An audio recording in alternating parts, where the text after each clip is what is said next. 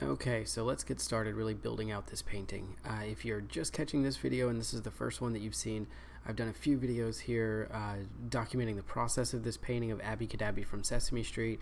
I encourage you to go watch those first if you're looking for an entire walkthrough of how this painting was created.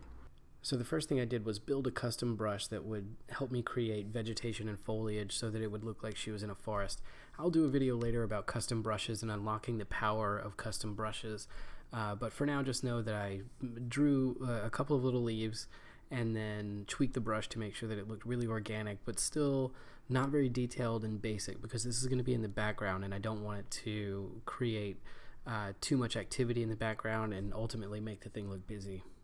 I want the background to have a lot of interest, but I also don't want it to detract from Abby, and because of that, I am painting in some shapes that have like little light sources and a lot of texture and a little bit of depth in the painting, so it creates something to look at when your eye wanders off that way. But I'm also using an overlay of a gradient layer, a radial black and white gradient set to overlay, and that kind of gives like a controllable vignette to the painting, because the focus is ultimately supposed to be on Abby's magic and Abby's own wonder, her sense of wonder in the world. And so I want to focus on those eyes and her expression and her wand. And so everything else is meant to kind of fall off and taper off and not attract too much attention. That being said, I don't want there to be a large mass of black area at the bottom of the painting, so I'm going to go and I'm going to paint a little bit of subtle vegetation down there as well. When I started this painting session, I forgot to include my smaller window to look at the painting. This is almost always a rule for me, to have that smaller window open, because it just makes sure that you're taking in the entire picture and you're not getting too wrapped up in the smaller details. It's very easy to get wrapped up in shading something that ultimately, when you're looking at the painting at a natural distance, you're not really going to pay any attention to. So you don't want to waste time when you're painting. You want to be very economical with not just your strategy when you paint, but overall. So now I'm painting on Abby's wand. I could do this with a lot of special effect brushes. There's a lot of really cool brushes you can go download for free on the internet that'll give you little sparkles and lens flares and things like that. But I wanted to make sure to manually show that this is possible, and I just used a brush technique where I just used the pressure of the tool itself and just like gradually pressed harder and harder, and it made these awesome little sparks. And with a few little overlay features from Photoshop, we're going to make this really glow. I also like the idea of her magic kind of swooshing across her. I think that it breaks up some of that negative space down below where her dress is, and it starts to kind of taper off. As your eye wanders down the painting, it brings you back up to her wand to really bring you back to the spirit of the painting itself. I also decided to create a hairbrush. Again, we'll do something about custom brushes eventually, but all I did was make a few little spots and make sure it tapers right, and I'm going to use that to paint in hair.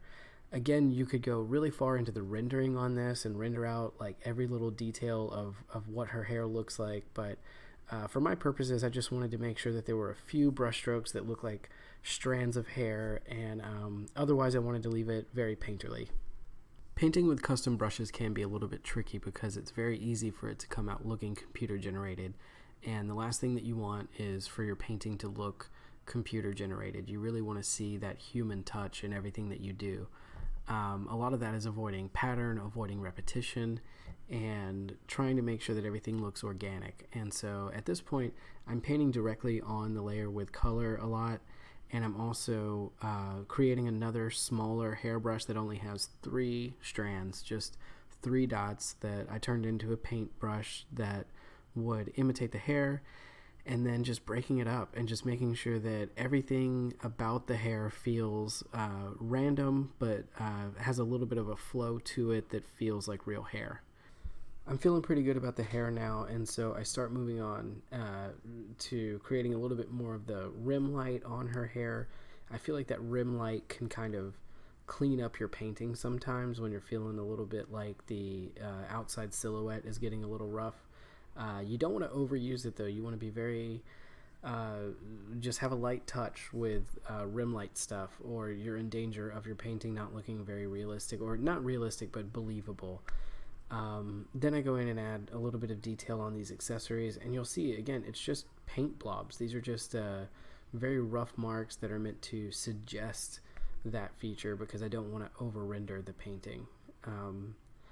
Then there's going to be a little bit more work on the hair and creating a little bit of chaos with it.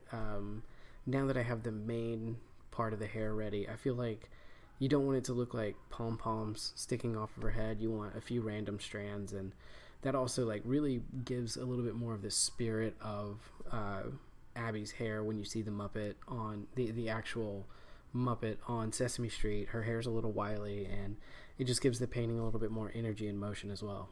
So then I go back and work into the background with the leaf brush a little bit. I thought there should be a little bit of a suggestion of maybe trees in the distance. I don't know. It just gives a little bit more interest. I felt like it was important here to introduce a little bit of foreground as well, especially since there was so much negative space at the bottom of the painting. It was looking a little bit top heavy. And whenever you have a background, there's always a little bit of something you can do in the foreground, and it gives that idea that you're kind of peering into a moment. I think that's very important. Depth is always going to make your painting feel better. I think it's just an important thing to keep in mind, that even if it's just a few out of focus leaves in the foreground, it can really give dimension that the painting didn't have before. Now I'm just trying to find little details that I think need to be fixed in the painting, and I also start playing around with some adjustment layers and the color temperature and just the overall treatment of the painting. Do I want it to be warm? Do I want it to look like a cold and creepy night? Of course I don't. I want this to be very warm and fuzzy, even if it does look dark and magical at the same time. So adjustment layers are a great way to tweak your painting's brightness and color values and color balance without actually changing anything, without doing what is called destroying pixels. You don't want to do anything destructive. You want to be able to rewind your decisions as much as possible and change your mind. So that's something that, you know, the magical digital painting allows us to do, and you should definitely leverage that whenever possible. Here I've added an overlay layer, and I'm using a very, very light orangey warm color, almost white but not quite. And in that overlay layer I'm using a soft brush to give a little bit of a warm glow and kind of soften out the painting a little bit, and focus largely on the direction of the wand light, like all of the light that would be emanating from that glowing magical wand, and make sure that that reads well. Now, you won't notice this, but I took a day or two away from this painting and didn't look at it, and just wanted to approach it with fresh eyes.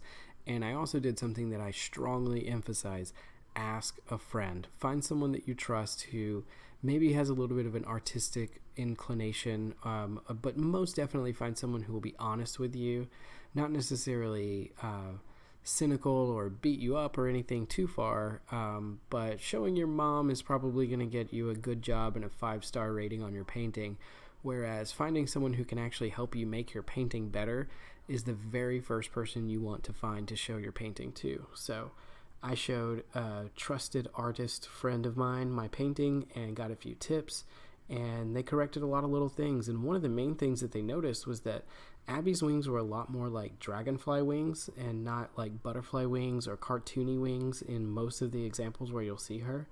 And they also recommended that I kind of ramp up the foreground just a little bit and show a little bit more of that glow from the wand. And so I decided to incorporate both of those ideas, and because of it, we have a much better finished product.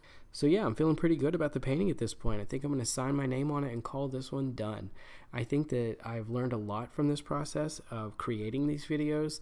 A lot of things that I might have shortcutted or cheated my way through a little bit, I decided to push through for the sake of you, the viewer, and make sure that you could see that this is all a learning process. Even when you're experienced at doing digital paintings, there's still times when you go down the wrong road, or you make a couple of bad decisions or impulsive decisions, or you just need a friend to look at your artwork and make sure that it's the best painting that it can be, or that it's the painting that you want it to be.